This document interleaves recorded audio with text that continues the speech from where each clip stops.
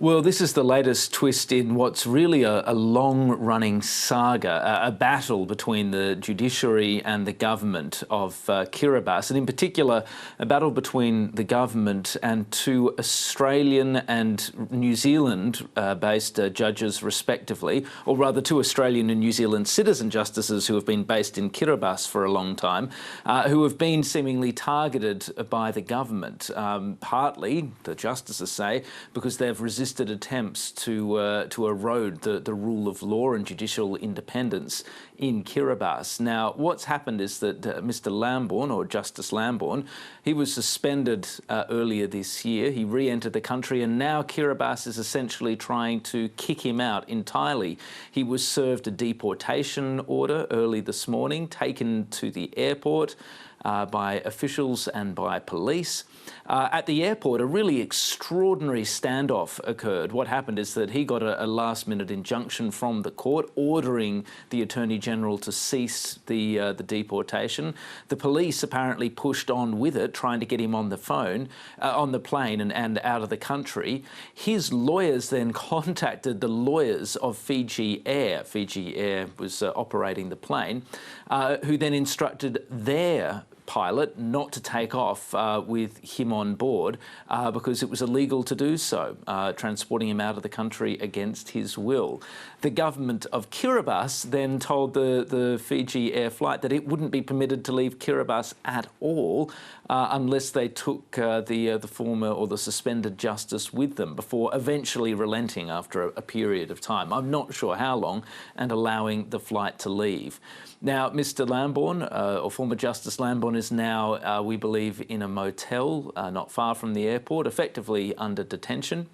The Australian government is offering consular support, but it does speak just to the depth of this crisis in Kiribati, and speaks also to deep-seated concerns that are held not just in Australia but around parts of the Pacific, and certainly amongst the judicial community, about the real erosion of judicial independence in Kiribati and a potential constitutional breakdown. The rule of law seems to be on very, very thin ice indeed in the country at the moment, and that's a worrying sign for the country's trajectory. Yeah. Stephen, let's turn to Solomon Islands, and Australia has committed to help fund the Pacific Games for them next year. Yeah, this is an interesting little development. Australia's pledged a relatively modest amount of money, about $17 million Australian, to the Pacific Games. Now, this is the flagship event that's been promoted very heavily by the government and by the Prime Minister, Manasseh Sogavare. Some have described it as his pet project. It's certainly very close to his heart, but it's also a pretty significant event for the Solomon Islands, full stop, because of the sheer number of people that will be coming in, the scale of the facilities that are necessary, the employment opportunities that it may generate, and the legacy that at least Mr. Sogavare hopes it will leave in terms of the facilities that will be there.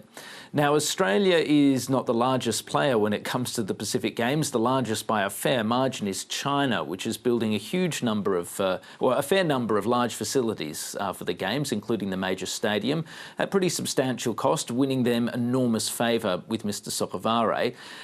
The decision to plunge this money in seems to show that Australia is recognising this is a top priority for the government, and whatever it thinks of the merits of the Games, it's willing to listen to the demands of Mr. Sogavare and stump up the cash. So it's an interesting development, even though it's a relatively modest amount of money. Yeah, and the Games, of course, are not without controversy. The Prime Minister, Sogavare, claiming next year's election should actually be postponed.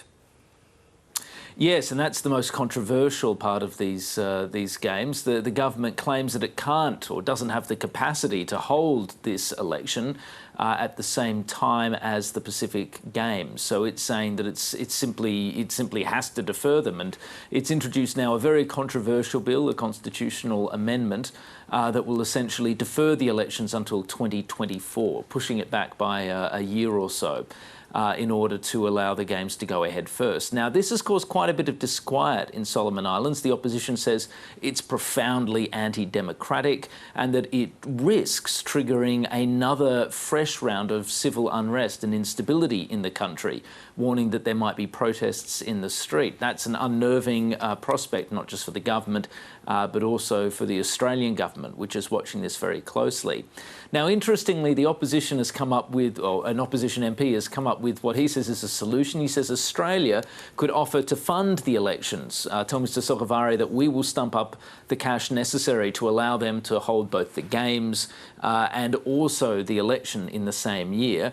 Whether Mr Sogavare would be willing to accept that or whether he'd just see it as evidence of more Australian meddling is an interesting question and one that I can't answer, but it's certainly a fairly high-risk strategy. Australia says that it was willing to look at this proposal if the government makes it, but it can't do anything, obviously, unilaterally. There are some really difficult bits of terrain that have to be monitored and traversed here by Australia. It has to try and manage its relationship with Mr Sogavare, who's notoriously mercurial. It has to try and ensure that it doesn't do anything to encourage anti-democratic tendencies in the country, and it also has to make sure it doesn't contribute in itself to brewing civil unrest while looking at opportunities to try and tamp it down when it can.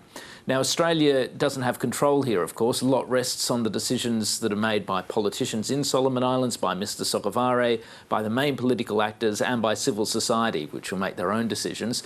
But it is a very, very fluid situation, and the intersection here of Mr Sogavare's political survival with broader questions of the democracy in the country and the Pacific Games makes it very, very complex territory indeed. Yeah, indeed, a tricky one. Good to talk, Stephen. Thanks so much.